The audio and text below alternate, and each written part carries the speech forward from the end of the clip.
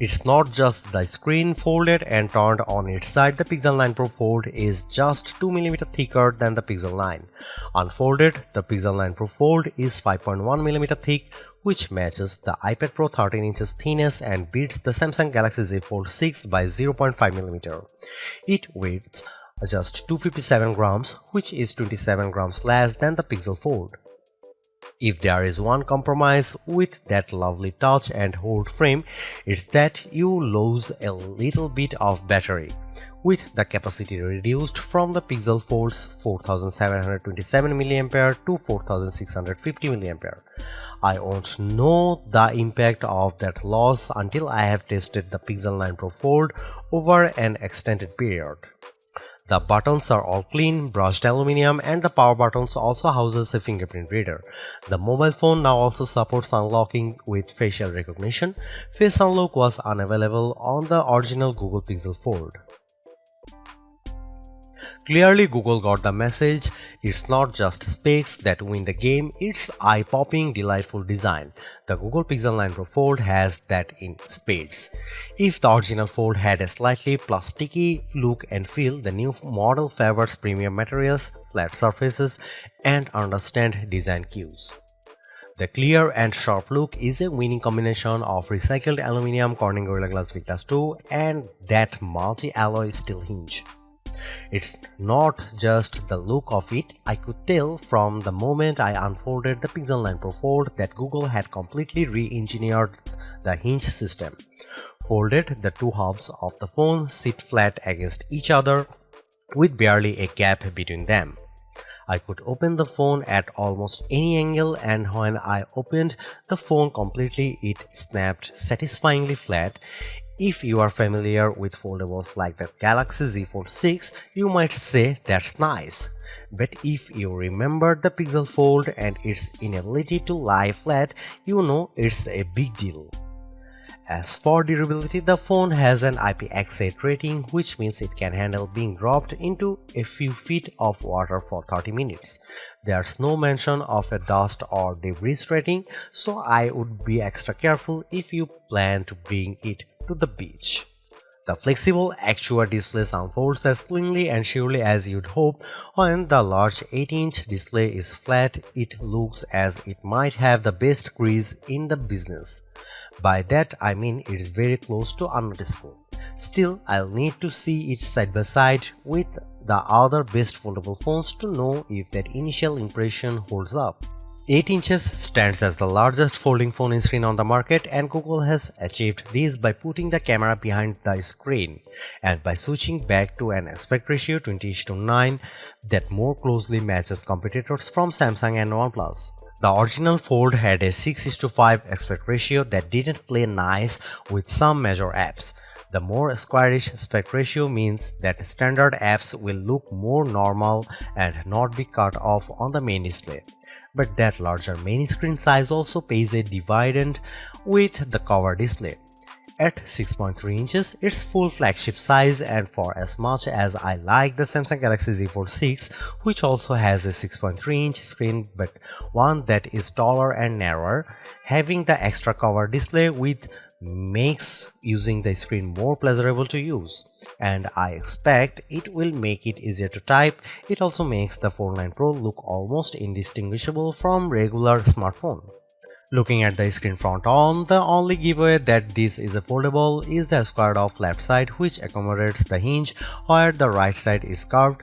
It's a bit of interesting asymmetry. I also noticed that the bezel around the Pixel Fold 9 Pro's cover screen is slightly thicker than the Pixel 9, but without making the screen size any smaller. In my brief hands-on session with the phone, I only spent a little time exploring each core feature, but I did hold on to and play with the device for over an hour, and I didn't want to put it down. If there is a downside to the Pixel 9 Pro Fold's new look, it's the new camera array. I have never loved the Google Pixel Fold's metallic camera band, but I like the new Pixel 9 Pro Fold brushed metal camera array boxless. The curved rectangle is too big and lacks the elegance of the rest of the device, although this is a minor niggle. Speaking of cameras, I used all 5 of them but not enough to draw any conclusions. Here's what you get with the Pixel 9 Pro Fold.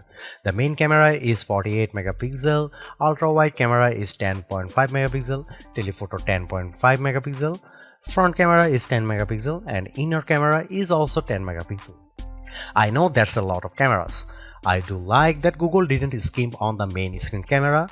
10 megapixel is more than double the megapixels you will get with the Samsung Galaxy Z Fold 6's main screen camera.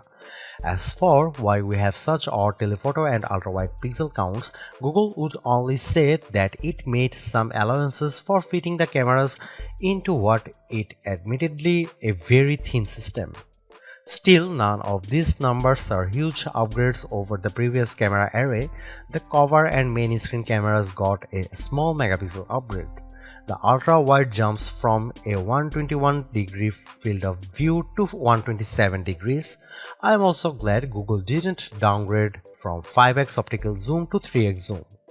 I briefly tried all these lenses and the photos look fine, but I'll have more to say when I conduct a full review.